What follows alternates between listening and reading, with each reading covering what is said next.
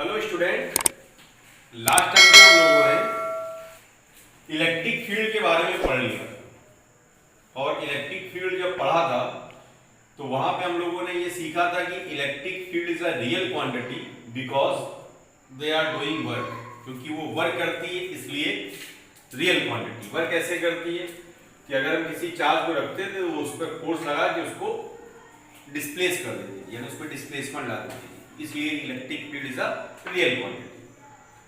अब बात यह है कि अगर हमें इलेक्ट्रिक फील्ड को रिप्रेजेंट करना है तो कैसे करें। तो किसी भी चीज को रिप्रेजेंट करने के दो मेथड हैं, या तो हम मुंह से बता के करें या किसी चीज की पिक्चर बना दें। जैसे आप अपना मोबाइल यूज करते हैं तो मोबाइल के सिंबल है, फेसबुक का सिंबल है, व्हाट्सएप का सिंबल है, ट्विटर का सिंबल है। तो जो सिंबल बनाए गए हैं this is a pictorial representation, यानी हम लोगों ने इसको एक पिक्चर से रिप्रेजेंट कर दिया है कि वहां पे बताने की जरूरत नहीं कि this is a Facebook. Okay, तो सिमिलरली अगर हमें इलेक्ट्रिक फील्ड को रिप्रेजेंट करना है कि भाई इस कमरे में इलेक्ट्रिक फील्ड है तो हम कैसे रिप्रेजेंट करेंगे। तो रिप्रेजेंट करने के लिए एक वर्ड आया इलेक्ट्रिक लाइंस ऑफ फोर्स। तो इलेक्ट्रिक लाइंस ऑफ फोर्स का बेसिक कॉन्सेप्ट है कि the representation of the pictorial representation of electric field. तो electric lines of force is a imaginary line. ये वास्तव में नहीं होती है, कल्पना है। हम लोगों ने कल्पना की कि यहाँ इलेक्ट्रिक फील्ड ऐसी ऐसी होती है, लेकिन electric field is a real quantity. Electric lines of force is a imaginary quantity. Quantity कह ले या लाइंस कह ले। तो what is the electric lines of force. तो हम कह सकते हैं कि it is a pictorial representation. Electric field lines are pictorial representation electric field lines at any location. यानी किसी भी स्पेस में या किसी लोकेशन पे अगर हमें इलेक्ट्रिक लाइंस इलेक्ट्रिक फील्ड को रिप्रेजेंट करना है तो वहां पे उस पिक्टोरियल पिक्चर से रिप्रेजेंट कर देंगे, उसी को बोलेंगे इलेक्ट्रिक लाइंस ऑफ फोर्स। इसकी बेसिकली 8 या 9 प्रॉपर्टी है, आज इस पे हम लोग डिस्कशन कर लें। तो ये आपको क्लियर हो गया कि electric lines of force not a real quantity, it is a imaginary line. Imaginary lines ये वास्तव में नहीं होती, लेकिन हम लोग कल्पना करते हैं। क्यों किया गया? क्योंकि हमें कहीं पे इलेक्ट्रिक फील्ड को रिप्रेजेंट करना है किसी लोकेशन पे, तो वहां पे इन्हीं लाइन से हम लोग उसको रिप्रेजेंट कर देते हैं। अगर ये लाइन ड्रा कर देंगे तो समझ में आ जाएगा कि यहाँ पे इलेक्ट्रिक फील्ड है, कितनी स्ट्रांग है, पॉजिटिव चार्ज है कि नेगेटिव चार्ज है। जब इनकी प्रॉपर्टी पढ़ेंगे तो उससे क्लियर हो जाएगा। तो electric lines of force is a pictorial representation of electric field. Okay, ये इसके यहाँ डिफिनेशन लिख दी कि electric field lines are pictorial representation of electric field lines at any location. यानी किसी लोकेशन पर हम लोग इसको इमेज मतलब एक लाइन से इलेक्ट्रिक फील्ड को रिप्रेजेंट कर देते हैं। अब इसकी प्रॉपर्टी क्या है? तो पहली property electric lines of force start from a positive charge and on a negative charge, यानी terminate on a negative charge. मतलब कि इलेक्ट्रिक लाइंस ऑफ फोर्स, जैसे यहां पे हमने ये बना रखा है इस तरीके से, तो ये हमारी लाइंस ऑफ फोर्स है। और ये लाइंस ऑफ फोर्स किसको रिप्रेजेंट कर रही है? बोर्ड पे बनी है, तो आप देखेंगे यहां पे इसका मतलब सर इलेक्ट्रिक फील्ड है। अब इलेक्ट्रिक फील्ड तो है, तो अगर हम यहाँ पे कहें कि electric lines of force start from a positive charge and on a negative charge, it means यहां कहीं पॉजिटिव चार्ज रखा होगा प्लस प्लस प्लस, और यहाँ पे क्या है माइनस माइनस माइनस, यानी ये प्लस से निकलेंगी और माइनस पर टर्मिनेट हो जाएंगी, खत्म हो जाएंगी। इस पॉइंट का मतलब क्लियर हो गया कि इलेक्ट्रिक फील्ड हमेशा पॉजिटिव चार्ज से निकलेगी और नेगेटिव चार्ज पे एंड हो जाएगी, खत्म हो जाएगी। लेकिन ये कभी क्लोज कर्व नहीं बनाती। आगे हम लोग मैग्नेट पे पढ़ेंगे magnetic lines of force, they are form a close curve. ये क्लोज कर्व मेंटेन नहीं करती, ये पॉजिटिव से निकलेगी और नेगेटिव पे टर्मिनेट होंगी। ये इसकी पहली प्रॉपर्टी है। ओके, दूसरी है the tangent draw at any point on the lines of force give the direction of the force acting. मतलब कि अगर हम किसी इलेक्ट्रिक लाइंस ऑफ फोर्स पे टेंजेंट ड्रा कर दे तो वहां पे फोर्स की डायरेक्शन शो करता है। तो लास्ट टॉपिक में हम लोगों ने पढ़ा था कि इलेक्ट्रिक फील्ड जिस डायरेक्शन में होगी उसी डायरेक्शन में फोर्स अप्लाई करेगी।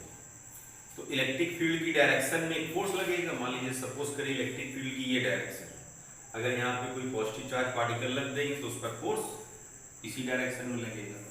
तो यही कह रहा है कि the tangent drop at any point on the lines of force gives the direction of the force acting on a positive charge at that point. Suppose करिए कि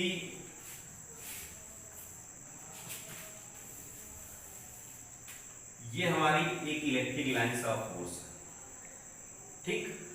तो इसका मतलब ये नहीं है कि यहां पर अगर हम कोई पॉजिटिव चार्ज रखते हैं तो ये चार्ज इस लाइन की डायरेक्शन में चलेगा ना। इलेक्ट्रिक फील्ड चार्ज पे फोर्स तो लगाएगी लेकिन इसकी मूवमेंट इस लाइन की डायरेक्शन में नहीं होगी। आप सोच रहे हैं कि इसी डायरेक्शन में चलता जाएगा ना, क्योंकि इसके हर एक पॉइंट, लाइन के हर एक पॉइंट पे फोर्स की डायरेक्शन अलग अलग होगी। क्यों? The tangent draw at any point on the line of force. मान लीजिए सपोज करिए इस पॉइंट पे आपको टेंजेंट ड्रॉ करनी, तो टेंजेंट आपकी यही होगी इस डायरेक्शन में। इसका मतलब इस पॉइंट पे इस चार्ज की फोर्स की ये डायरेक्शन होगी। यहां पे आ जाएंगे तो टेंजेंट इस डायरेक्शन में जाएगी, तो यहां पर इस फोर्स की डायरेक्शन कहां होगी? इस डायरेक्शन में होगी। तो इस लाइन का मतलब क्लियर हो गया कि किसी भी लाइन ऑफ फोर्स के पॉइंट पे अगर हम टेंजेंट ड्रॉ करेंगे तो उस पॉइंट पे वो फोर्स की डायरेक्शन शो करेगा। दूसरी चीज, कभी भी चार्ज लाइन की डायरेक्शन के अलावा मूव नहीं करेगा। ओके, इंटरसेक्ट ईच अदर, इसकी क्या मीनिंग? बड़ा इंपॉर्टेंट पॉइंट है, बहुत क्वेश्चन आता है कि क्या दो लाइंस ऑफ फोर्स एक दूसरे को कट कर सकती हैं? आप कहेंगे सर नहीं। क्यों? सपोज करिए कि एक यहां पे पॉजिटिव चार्ज है तो ये एक लाइन ऑफ फोर्स दे, एक यहां पे पॉजिटिव चार्ज है तो ये लाइन ऑफ फोर्स दे। तो यहां पे हमने कहा है कि ये दो लाइन ऑफ फोर्स एक दूसरे को इंटरसेक्ट कर रही है। अब इस पॉइंट पे अगर हम कोई चार्ज रखेंगे तो इस पर फोर्स की कितनी डायरेक्शन होगी? तो इसके पहले पॉइंट पे चले जाएं कि दो टेंजेंट ड्रॉ करें, तो यहां पे हम दो टेंजेंट ड्रॉ कर सकते हैं, एक इधर और एक इधर। तो इट मींस यहां पे जो चार्ज है वहां पे फोर्स की दो डायरेक्शन आ जाएगी ना।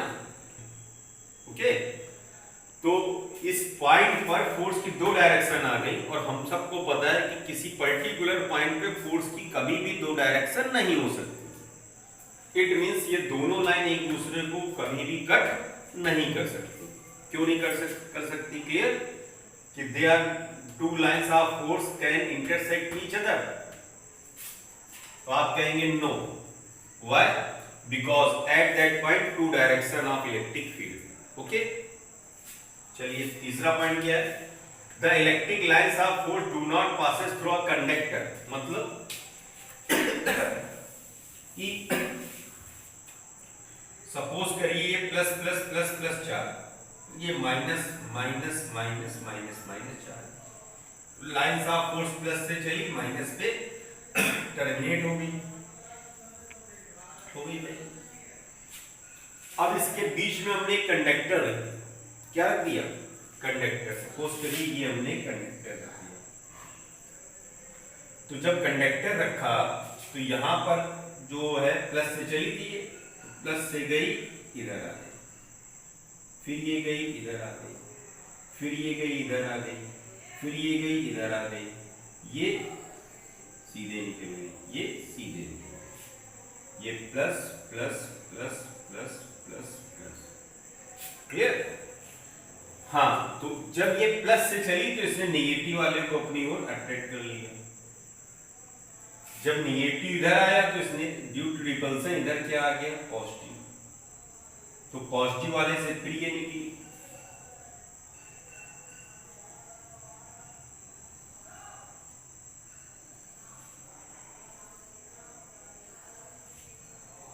तो ये minus minus minus minus minus. तो यहां पे हम देख रहे हैं कि अगर किसी इलेक्ट्रिक फील्ड में कोई कंडक्टर रखेंगे तो प्लस से निकली और कंडक्टर के सरफेस पे आके क्या हो गई? खत्म हो गई। फिर ये सरफेस से निकली, नेगेटिव पे जाके खत्म हो गई। तो इलेक्ट्रिक लाइंस ऑफ फोर्स किसी भी कंडक्टर के अंदर से नहीं पास होगी हमेशा, ये याद रखिएगा। और ये हम लोग आगे डिस्कशन करेंगे कि इसके अंदर से क्यों नहीं पास होगी। यहाँ पे चीज क्लियर हो गई electric lines of force do not pass through a conductor, यानी किसी भी कंडक्टर के अंदर से electric lines of force pass नहीं हो सकती। क्लियर? अगर हम इसको यहां से हटा दें तो आपको लगेगा ये फिगर आ जाएगा कि प्लस से चली और माइनस पे खत्म हो गई। क्लियर? तीसरा क्या है? Contact longitudinal that explain force of attraction, मतलब ये भी समझ ले कि अगर यहां पे पॉजिटिव चार्ज है, यहां पे नेगेटिव चार्ज है, तो electric lines of force plus से चलेगी और नेगेटिव पे क्या होगी? खत्म होगी। तो जब प्लस से नेगेटिव पे खत्म होगी तो ये कॉन्टैक्ट मतलब श्रिंक करेगी, सिकुड़ेगी, इसके बीच की लेंथ क्या होगी? डिक्रीज होगी। डिक्रीज होने का मतलब ये है कि एक दूसरे पर कैसा फोर्स लगाएंगे? अट्रैक्शन। कैसा लगाएंगे? अट्रैक्शन। तो अगर कहीं पे लाइंस ऑफ फोर्स, क्योंकि कूलॉम्स लॉ में हम लोगों ने जब चार्ज पढ़ा था वहां पे पढ़ा था कि opposite force they are attract to each other. क्यों कर रहे हैं अट्रैक्ट टू ईच अदर? वहां पे ये क्लियर हो रहा है कि वहां पे अपोजिट चार्ज एक दूसरे को अट्रैक्ट कर रहे थे। क्यों कर रहे हैं? तो यहाँ पे क्लियर हो रहा है कि इलेक्ट्रिक लाइंस ऑफ फोर्स की लेंथ जो है वो डिक्रीज होगी। इट मींस अपोजिट चार्ज के बीच में क्या आएगा? अट्रैक्शन आएगा। और छठा पॉइंट है ripple transversely as explain repulsive, यानी अगर यहीं पे एक प्लस चार्ज रखते हैं और एक प्लस रखते हैं तो ये प्लस चार्ज से लाइंस ऑफ फोर्स निकलेगी, इधर चली जाएगी। ये प्लस ऑफ फोर्स से निकलेगी, इधर चली जाएगी। सिमिलरली इधर से निकल के इधर आ जाएगी और इधर से निकल के इधर आ जाएगी। क्यों? तो ये ट्रांसवर्सली रिपल हो रही है ना। ये सपोज करिए कि यहाँ पे एक पॉजिटिव चार्ज है, यहाँ पे एक पॉजिटिव चार्ज है, तो जब एक दूसरे को पास मिलाएंगे तो ये लाइंस ऑफ फोर्स कभी भी एक दूसरे को कट करके तो जा नहीं सकती, क्योंकि यहाँ पे लिखा है कि to lines of force can intersect each other. तो आपने कहा नो, क्यों नहीं? क्योंकि वहां पे दो डायरेक्शन हो रही थी। तो अगर पॉजिटिव चार्ज ये पॉजिटिव ये, तो लाइंस ऑफ फोर्स ऐसे चलेंगे तो कट तो कर नहीं पाएंगे, तो एक दूसरे को क्या कर देंगे? ट्रांसवर्सली रिपल कर देंगे। क्लियर? तो इट मींस इस पॉइंट से क्लियर हो गया कि लाइक चार्ज के बीच में क्या लगेगा? रिपल्सन फोर्स लगेगा। क्या लगेगा? ऐसे ऐसे किया तो एक दूसरे को रिपल करेंगे तो ये रिपल्सन फोर्स आ जाएगा। ओके। सातवां और इंपॉर्टेंट पॉइंट क्लाउडिंग। स्पेलिंग यहां से थोड़ी मिस्टेक है। Clouding of lines represent strength of electric field. तो क्लाउडिंग का मतलब होता है घना। तो जहां पे electric lines of force pass होंगी, इसका मतलब जैसे सपोज करिए ये एक लाइन, ये लाइन, ये लाइन, ये लाइन, ये ऐसे ऐसे ऐसे ऐसे